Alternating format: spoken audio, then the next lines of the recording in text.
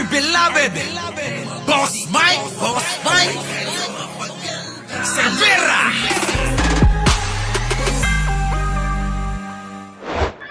Sabi, titigan nyo maigi si ate kung paano magbalita ito. Talaga namang parang may diing kasama. Oo. Ate, tirahin mo. Mga nakulong sa billion peso drug bust sa ilalim ng Administrasyong Duterte. Puro fall guys at hindi mastermind. Ayon yan sa Quadcom Chair. Ayan na mga kababayan, lahat ng mga mastermind pinalaya ni Digong. Hindi lang naman bago yan, hindi na bago yan. Diba?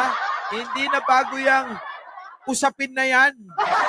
Kaya nga maraming nagtatanong, nasan yung mga big time drug lord na sabi ni Digong ay dapat ipapatay yun?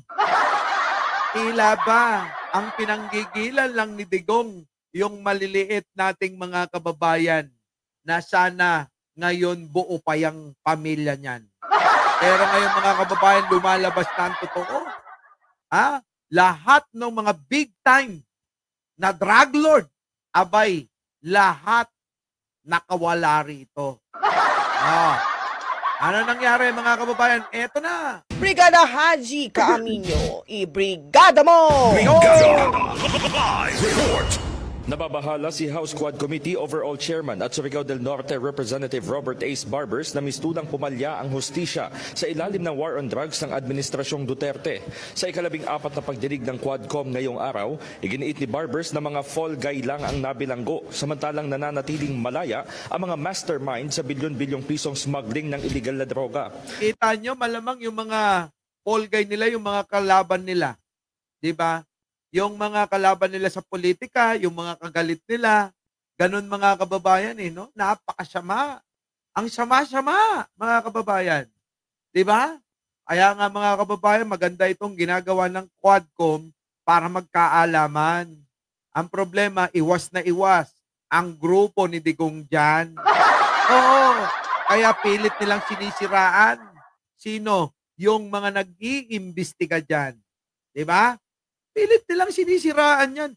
Kung ano-anong mga paninira ang ginagawa nila para mapaurong nila o para mawalan ng gana o para sabihin, titigil lang namin, tigilan nyo lang si Digong Kita nyo?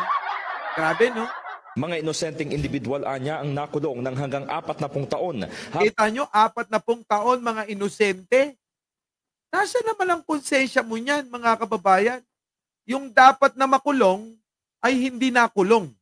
Yung dapat na mga na nasa hawla o nakalaya na dapat kasama pamilya, yun yung mga nagdurusa nang wala namang kasalanan. 'Di ba? Sobra. Sobra. Sobrang kademonyohan talaga. Ang mga tunay na responsable sa malawakang pagpupuslit ng droga ay patuloy na nakaiiwas sa prosekusyon. Punto ni Barbers, kahina-hinala ang hakbang na ibinintang sa maliliit na tao ang drug shipment na nagkakahalaga ng 12 bilyong piso upang pagtakpan ang mga may kinalaman. Kabilang sa binanggit nito na ginagamit umanong scapegoat o isinangkalan sa high-profile drug cases ay ang negosyanteng si Mark Taguba. Si Mark Taguba, yung negosyanteng bata pa. Nasira buhay niyan. Yung Mark Taguba, yan yung yan yung broker. Alam niyo yung broker? Yan yung mga nagpapadala. Pag bibili kayo ng mga kung ano mang galing sa abroad, dadaan yan doon sa broker. Yung container nyo, saka i-deliver sa bodega nyo. Yan yung negosyo ng Taguba. Ngayon mga kababayan, yun yung ginamit nila na panagutin. Saan? Sa bilyon-bilyong halaga ng droga. Kita nyo? Ganon si Digong. Tapos gusto nyo, Digong tayo. Kininayo, bubukod yun. Alay. Guard na si Fidel D. at dating empleyado ng Bureau of Customs na si Jimmy Guban. Nangako naman ng kongresista na itatama ng Quadcom ang injustice na naranasan ng mga naturang individual sa sandaling mapatunayan. Bukod dito, ikinaalarma ni Barbers na may mga opisyal na humawak sa mga kaso na na-promote pa sa kabila ng ginampan ng papel sa conviction ng umano'y mga fall guy. Paano hindi mapopromote, mga kababayan, isilangayan? Paano hindi? Tignan nyo itong balita na to ng panahon ni Digong, mga kababayan. Panoorin ninyo, ha? Panahon to ni Digong. Alin? Yan, oo. Si dating PNP Chief Rodolfo Azurin Jr. kaugnay ng maanomalyang drug haul sa Tondo, Manila noong Oktubre taong 2022. Ayon kay DILG Secretary John Ayan, mga kababayan, ito yung nasabat nila nung panahon ni Digong. Pilit nilang itinatago noon. Mga kababayan, buti na lang napalitan ng administrasyon. Kung hindi napalitan ng administrasyon, lahat ng droga na tinago ng mga hinayupak na yan, mga kababayan, sinungap na ng mga adik. Diba? Binenta na nila sa mga adik. Tapos sasabihin ko, galit ako sa adik. Galit talaga ako sa adik. Pero mga kababayan, sila pa rin ang nagbebenta ng droga. Vic Remulla, si Azurin mismo ang nagbigay ng go signal sa ginawang bypass operation laban sa dating tauhan ng PNP Drug Enforcement Group na si Police Master Sergeant Rodolfo Mayo. So from sergeant to lieutenant to major to colonel to general to chief PNP. Lahat sila, mga kababayan, kinanya nila. Kinanya nila ang kasamaan.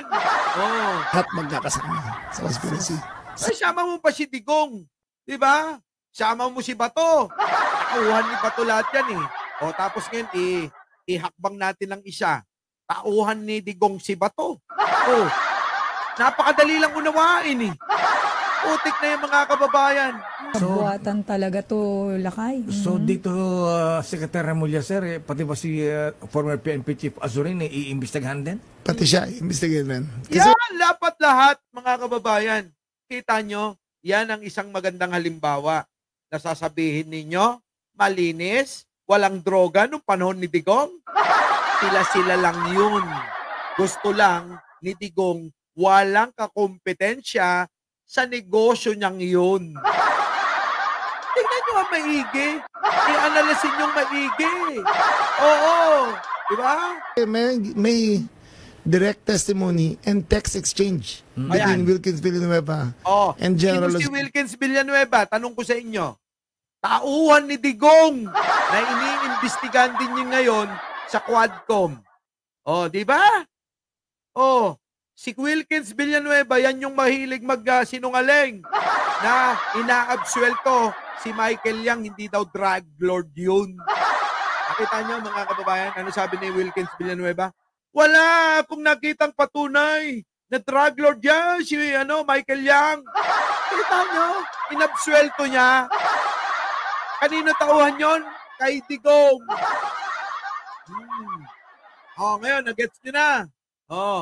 Para doon na tayo pumunta sa sa susunod na topic. Pero maganda talaga yung rito tingnan nyo. Sa billion peso drug bust sa ilalim ng Administrasyong Duterte. Puro fall guys at hindi mastermind. Ayon yan sa Quadcom chair. Kita nyo? Galit na galit si ate habang nagbabalita. Diba, no? Grabe. Grabe talagang ginawang pang-bubudol sa atin ni Digong. Tapos kayo, yung mga DDS na, ay, Digong! Ay, Duterte pa rin! Ayot, ninayo. Bukbugod nyo, bakbagi yun. Diba? Our beloved Boss Mike